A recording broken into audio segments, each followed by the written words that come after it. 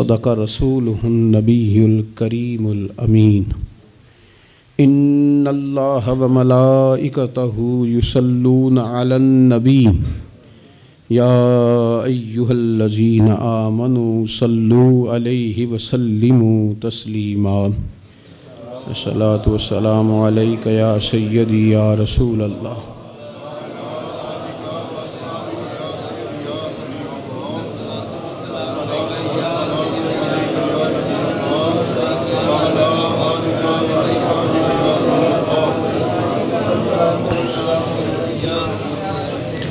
حمد و صلات کے بعد دوستو، بزرگوں اور بھائیوں، انسان اپنی زندگی میں جیسے جیسے شب و روز طے کرتا ہے، بہت سارے مواقع زندگی میں اسے دیکھنے نصیب ہوتے ہیں۔ ہمارے ہاں کچھ تقریبات کی جاتی ہیں، خوشی کے موقع پر بھی اور غم کے موقع پر بھی۔ خوشی کی تقریبات بھی پہلے بڑی مختصر، جامع، پروقار اور وزادار ہوتی تھی۔ نکاح کا مطلب ہے دو گواہوں کی موجودگی میں ایجاب و قبول کرنا۔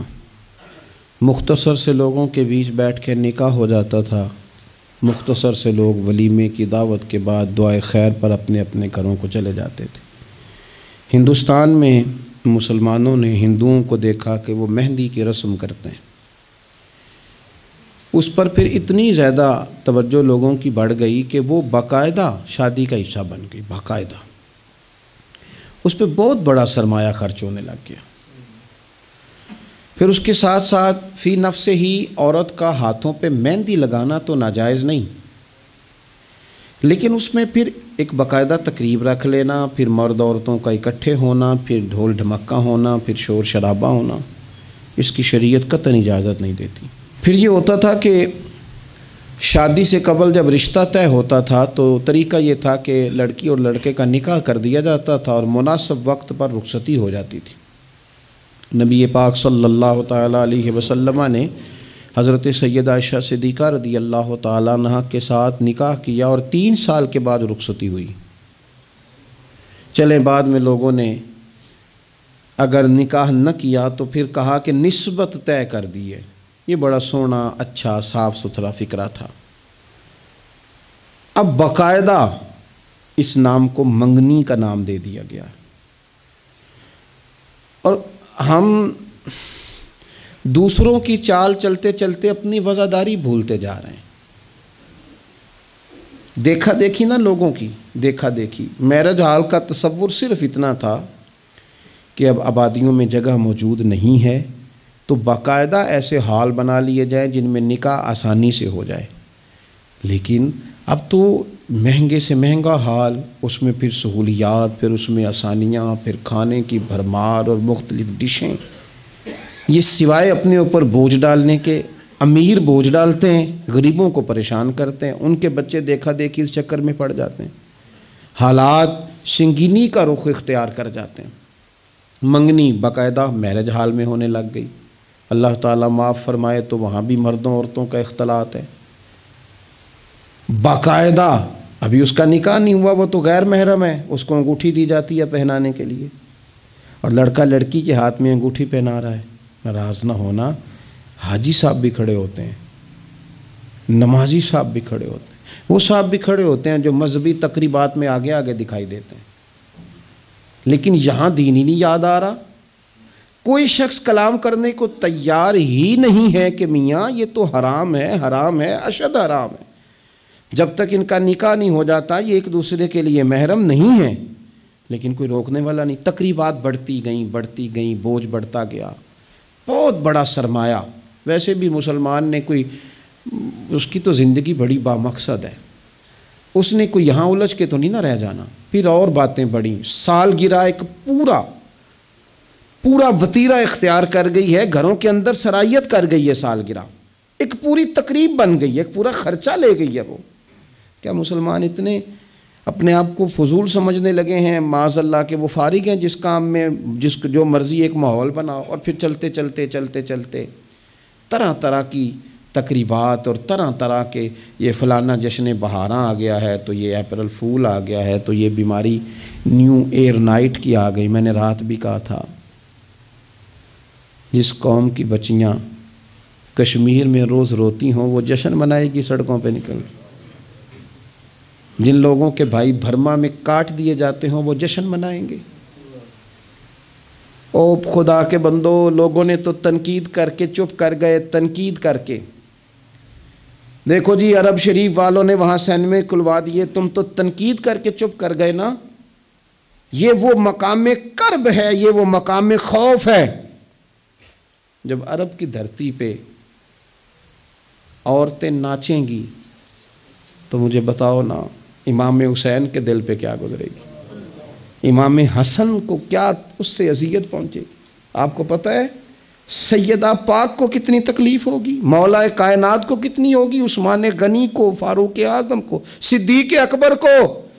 تمہیں پتہ ہے یہ عرب کا ملک کسی ایک شخص کی حکومت کی جگہ نہیں ہے، یہ کسی خاندان کا نہیں ہے، کسی قبیلے کا نہیں ہے، کسی سیاستدان کا نہیں ہے۔ یہ عرب شریف تو میرے نبی پاک کا وطن ہے۔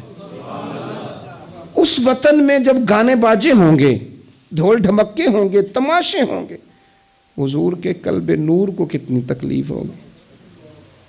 اور ہم ہیں کہ مذاق بنا ہوا ہے۔ کہاں ہیں وہ لوگ جو روز کہتے تھے موویاں بنا بنا کے غریب لوگوں کو پکڑ کے کہتے تھے یہ فلانی غلط حرکت کر رہا ہے، یہ فلانی۔ تمہارا فتویٰ غریب کے حق میں اور ہے اور امیر کے حق میں اور ہے۔ اب بھی تو کوئی 2 ویڈیو بنا دو نا کہ یہاں یہ ظلم ہو رہا ہے۔ اور جب سال گزریں تو قومیں اپنا حساب کرتی ہیں، اور میرا اور آپ کا سال وہ گزر رہا ہے جہاں قرضہ زیادہ لے لیا گیا ہے، جہاں قومیں گروی رکھی جا رہی ہیں، جہاں ہمارا ہر پیدا ہونے والا بچہ مقروض پیدا ہوتا ہے، لیکن مزاج بن گیا نا بس مناؤ، جو ملتا ہے اسے مناؤ۔ یہ کس نے شوق پیدا کیا ہمارے بچوں کے اندر روز شادیوں پہ جانے کا، تیار ہو کے جانے کا؟ کس نے شوق پیدا کیا؟ بڑوں نے۔ نہ مانے بزرگ، بڑوں نے شوق پیدا کیا۔ ہم نے ابلاغ اس طرح کا کیا، او کدی کدی موقع آنا ہوں ہے ہن اتھے بھی نہ جائیے، ورنہ ہمارے بچوں میں شوق کبھی نہ آتا۔ ہم نے ابلاغ کیا ہے، ہم نے توجہ دلائی ہے۔ بچے چھٹیاں کر رہے ہیں، یہ ہم پریشان ہیں ان دنوں میں۔ پیپر بچوں کے قریب ہیں مدرسے کے، اور چوتھے دن کو بچہ درخواست لے کے آ جاتا ہے فلانے کی شادی ہے، فلانے کی شادی ہے۔ میرے ابا جی کہا کرتے تھے، تھوڑے سے ہم بڑے ہوئے تو ابا جی شادی پہ جانا ہے تو کہتے تھے جوان منڈیاں دا کی کام میں ویاواں تے جانے دا، ہم جائیں گے نا تمہاری اماں جائے گھر رہو آرام سے۔ ہمارے پرانے بزرگ اس طرح کی تربیت کرتے تھے، کہتے تھے تمہارا مطلب کیا، اس شادی پہ تم نے کیا کرنا؟ اور یہاں سارا کام ہی بچے اور بچیوں کو دے دیا گیا، بچے اور بچیوں کو، اور تیار کر کے نہیں جاتا۔ کسی خاص جگہ پہ کوئی مجبوری ہو جائے، قربت اتنی زیادہ ہو کہ رہا نہ جائے، تو کبھی نکاح پڑھانے کے لیے جاؤں نا تو بس میرے کانوں سے آواز ٹکراتی نہیں، لیکن میں سمجھ جاتا ہوں کہ کیا باتیں گونج رہی ہیں۔ اور پردہ ہی کر لو تھوڑا سا، وہ کہتے ہیں پردہ، یہ بچی کے نکاح کی مووی نہ بنی تو فلم ہی نہیں مکمل ہوگی۔ اس خوشی کے موقع پر بھی آپ یہ کہہ رہے ہیں کہ لو جی پردہ کرو اور دوپٹہ لو، تو اتنے پیسے دیے وہ بیوٹی پارلر والے کو، وہ کدھر جائیں گے؟ کون ہیں یہ لوگ سارے؟ میں اور آپ نہیں ہیں، ہم ہی تو ہیں یہ سارے۔ یہ کس پر تنقید کر کے ہم چپ کر گئے ہیں؟ ہم سارے خود ہیں، اور ہم سب مل ملا کے اس سوسائٹی کا حصہ بنتے جا رہے ہیں۔ اب تو بھائی وہ مہنگے میرج ہال کے اندر جب میرج ہال لیا جاتا ہے تو ایک سمت عورتیں، ایک سمت مرد، اور بیچ میں پردے کا بندوبست بھی نہیں کرایا جاتا، چونکہ یہ تو دکھیا نوس لوگ ہیں جو پردہ کراتے ہیں۔ وہ کہتے ہیں وہ لوگ اتنی تیاری کی، کپڑے دکھانے کس کو ہیں؟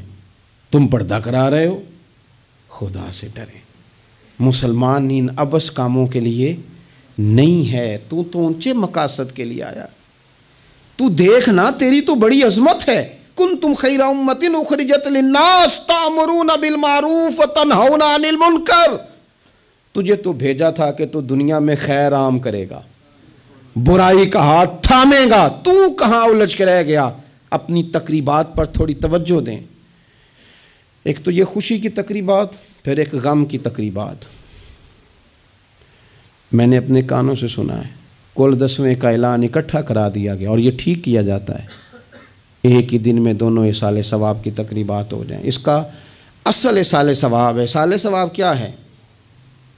اصال ثواب یہ ہے کہ آپ کو دعا کرنی ہے جانے والے کے لیے، کچھ قرآن مجید پڑھ کے، کچھ اذکار پڑھ کے، کچھ وظائف پڑھ کے اس کی روح کو ایصال کرنا ہے، اتنا مقصود ہے۔ بڑی غور سے، مجھے تھوڑا ٹائم دیں گے آپ 2-3 منٹ کا صرف، اور میری بات پہ نا خاص توجہ کریں، خاص بات کرنا چاہتا ہوں۔ اگر اس میں کھانا پکانا ہے نا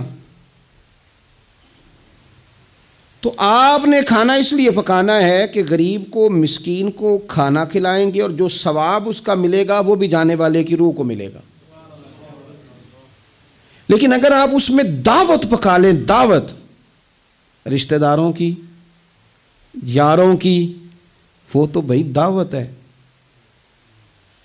ایک ہے کہ آپ نے کوئی ایسا کام کیا جس سے جانے والے کی روح کو، ہوٹل میں بیٹھ کے کھانا کھایا 4 بندوں نے، موج کی، مرضی کا انہوں نے گوشت اڑایا، تو وہ کہیں اس کا ثواب جائے گا۔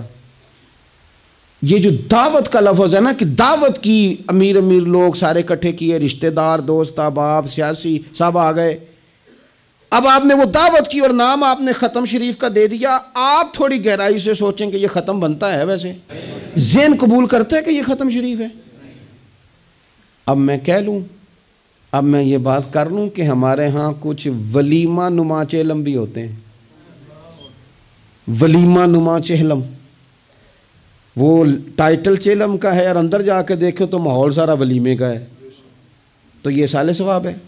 آپ بتائیں ذمہ داری سے کہ یہ سال ثواب ہے؟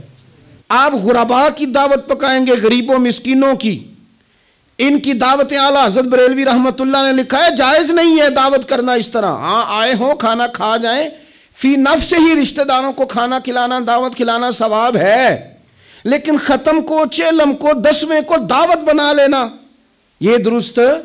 ویسے ان کو دیں آپ، ثواب ہے۔ لیکن ہمارے ہاں تو مطلب عجیب سا ایک ماحول ختم شریف، یعنی کل 10ویں کا اکٹھا اعلان ہو گیا، میں موجود تھا، تو کہنے لگے ویکھو انہیں پیسے لگے جے بچان۔ خدا کے بندو یوں تو نہ کرو۔ ایک ان کا والد چلا گیا، والدہ چلی گئی، کوئی عزیز چلا گیا، اور دوسرا یہ کہ آپ یہ بتائیں گھر سے روٹی نہیں ملتی، صرف ختم کی ملتی ہے۔ اتنی چھوٹی سوچ کون پیدا کرتا ہے؟ یہ تو ماحول میں ہی ایسی باتیں نہیں ہونی چاہیے۔ میں آپ کو کہہ رہا ہوں، میں مولوی صاحب ہو کے، مسجد کا خطیب ہو کے، حالانکہ چہلم پہ ڈیوٹی مولوی صاحب کی ہے، ان کو تو موقع ملنا ہے 10ویں کا بھی، چہلم کا بھی، کل کا بھی، لیکن مولوی کا بھی تو کول ہونا ہے نا، اسے بھی تو خیال کرنا چاہیے کہ جو چیزیں درست ہیں صرف اتنی درست ہیں، حد بندی سے باہر جائے تو چیز ٹھیک نہیں رہتی۔ اس لیے ان تقریبات کو بھی یقین کریں۔ کل شریف پہ ماحول دعوت کا نہ ہو، میں آپ کو ذمہ داری سے کہتا ہوں، کسی کا باپ فوت ہو جائے تو جتنی اچھی دعا وہ مانگ سکتا ہے، درد سے اتنی کوئی اور نہیں مانگ سکتا، لیکن وہ تو دعوت پکا رہا ہے نا، وہ تو دیگوں پہ ہے، وہ تو ٹینٹ کا سامان اکٹھا کر رہا ہے، وہ تو ترتیب لگا رہا ہے۔ اور میں ذمہ داری سے کہتا ہوں، کل سے پہلے 10ویں کے بعد، چہلم کے بعد بیٹوں کی لڑائی ہوتی ہے کہ خرچہ زیادہ آیا، تم حصہ نہیں پورا دے رہے، یہ سال ثواب ہے؟ تیرے ذمہ 25,000 ہے، تیرے ذمہ 30,000 ہے، یہ سال ثواب ہے؟ یہ غلط چیز ہے، کیونکہ آپ، ایک ماحول ہے دعوت کا، ایک ماحول ہے دعا کا، ان دونوں میں فرق ہے۔ جہاں دعا کا ماحول ہوگا نا، وہاں نہیں یہ ٹینٹوں کا چکر، روٹیوں کا چکر، یہ آنے جانے والوں کا چکر، میرج حال، وہاں نہیں، وہاں تو لوگ قرآن شریف پڑھیں گے، وہاں تو گھر والے بھی بیٹھ کے تسلی سے تسبیح کریں گے، اور پھر تسلی سے آنسوؤں سمیت رب کی بارگاہ میں دعا کریں گے۔ دعوت اور دعا کا ماحول ہی الگ الگ ہے۔ اس لیے جو ہماری تقریبات اصال ثواب کی ہیں، اور پھر میں آپ سے عرض کروں، امیر بڑے بڑے چہلم کرتے ہیں، غریبوں کو مشکل میں ڈال دیتے ہیں، مشکل میں، پتہ نہیں بیچاروں کا بیماری پہ کتنا کو خرچ ہو گیا ہے، کہاں کہاں سے قرضہ اٹھایا ہے، کتنی تکلیف صحیح ہے۔ پھر آپ نے کل شریف پہ بھی بہت بڑا اہتمام کا کہہ دیا، پھر 10ویں پہ بھی کہہ دیا، پھر چہلم پہ بھی کہہ دیا۔ نہیں، کچھ لوگ زبان سے کہتے لیکن بڑی تکلیف میں آ جاتے ہیں، بڑی آزمائش، بڑی ساری دکھ بھرا معاملہ ہوتا ہے۔ اور میں نے دیکھا ہے، چونکہ میرا شعبہ ہے، میں نے قریب جا کے دیکھا ہے، لوگ سوال جواب کر رہے ہوتے ہیں، جناب آپ کیسے کر کے کریں، کس کو دکھ بتائیں؟ ایک ماں کے جانے کا دکھ، باپ کے جانے کا دکھ، بھائی کے جانے کا دکھ، اور ایک یہ والا دکھ۔ نہ کریں یہ کام۔ ہمارا دین جہاں ہمیں تکلیف نہیں دیتا، اپنے آپ کو تکلیف میں نہ ڈالیں، اصال ثواب ضرور کریں، فی نفس ہی اس کا بہت اجر و ثواب ہے، لیکن مشقت والا کام میں درد سے کہ غریبوں کا بھلا کر دو اور ان کو جا کے مشورہ دو کہ یار مہربانی کرو، ایک ہی ختم کافی ہے، بڑا ختم کل والے دن ہو گیا، اب جائیں لوگ اپنے گھروں کو، چیلم والے دن بس ٹھیک ہے۔ میں تو آپ کو مشورہ دوں گا کہ آپ کسی مسجد میں گھر سے سارے لوگ چلے جائیں، مسجد کے نمازی بیٹھے ہیں وہاں جا کے آپ کہیں جناب قاری صاحب یہ تھوڑا ختم شریف پڑھ دیں۔ آپ کو بہت بڑا اعلان کرانے کی بھی ضرورت نہیں، آپ ختم شریف پڑھ دیں۔ دیکھو نا میرے نبی پاک صلی اللہ علیہ وسلم، اللہ کرے حضور کی ادائیں نور بن کے ہمارے دلوں میں اتر جائے اور وہ نہ اندر رہ جائیں ہمارے۔ یہ دیکھو اصال ثواب، حضرت سیدنا سعد بن معاذ رضی اللہ تعالیٰ عنہ کا وصال ہو گیا، قربان جائے، نصیب دیکھو، حضور ان کی قبر پر کھڑے ہو گئے، قبر میری تے میرے اپیرا جے کر پامیں پھیرا، حضور قبر پہ کھڑے ہو گئے اور پھر نبی کریم نے تسبیح پڑھی، پھر تحلیل پڑھی، پھر تکبیر پڑھی، دیر تک پڑھتے رہے۔ پھر حضور نے پتہ کیا فرمایا؟ فرمایا تمہارے بھائی کی قبر تنگ ہو گئی تھی، میں نے تسبیح پڑھی ہے تو اللہ نے کشادہ کر دی ہے، کھول دی ہے قبر، تو جاؤ نا ابا جی کی قبر پہ پڑھو نا وہاں اللہ اکبر اللہ اکبر اللہ اکبر، پڑھو نا وہاں جا کے الحمدللہ الحمدللہ۔